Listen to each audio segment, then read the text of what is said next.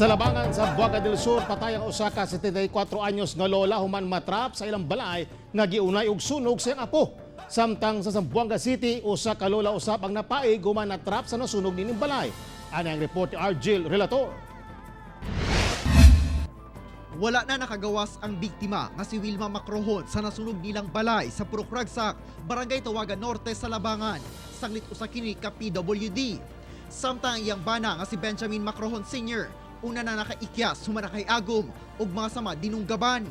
Nasayrang ang miunay og sunog sa ilang balay, mao ang iyang apo nga si Benz Ryan Macrohon, 20 anyos. Siya pod ang midunggab og katulo kay gayon sa iyang lolo gamit ang kutsilyo, apan nakaikyas ang tigulang. Og inaygukdon ang iyang lolo, gisilaban hinuon ni Brian ang balay, hinungdan sa pagkasunog sa iyang lola. Parayon pang ginatambalan sa ospital ang lolo. Sinamahan pa yung suspect, nagsama sila tsaka yung grandparents niya sa pagadian, nag-dinner sila, then pag uwi nila sa bahay, naglalaro daw ng computer yung suspect. Tapos bigla na, for no apparent reason, bigla na lang nangyari yung insidente. Atol sa hot pursuit operation, nadakpan si Brian apan dili kuno maistorya og tarong. Nasayrang dunay diferensya sa pangisip ang suspect, kinsa posibleng mag-atubang og kasong murder o frustrated murder. Ang motibo is to be established yet.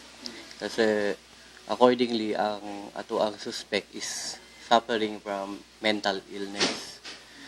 So, ang right doctor ang maka-determine how true is that. Sa Zamboanga City, patay usab ang usa ka lola nga si Eleanor Galvez Angeles, 62 anyos. Human wala makagawa sa nasunog nga balay niini, banda alas 11 sa gabi sa barangay Talon-Talon. Gisulayan pa kuno pagbukaw sa mga silingan ang biktima. Apan mibalik hinuon kini sa sulod sa iyang balay. Nasayrang nag-inusara lamang kini sa balay. Mato ni Fire Chief Inspector Jacqueline Ortega, ang Zamboanga City Fire Marshal, nga electrical short circuit ang hinungdan. Sanglit nag-spark kuno ang wire sa poste sa kuryente kung asa ana sa ubos niini ang balay. Sanglit gama sa light materials, gilayon usab kining misilaob. Ako si Argel Relator para sa One Mindanao.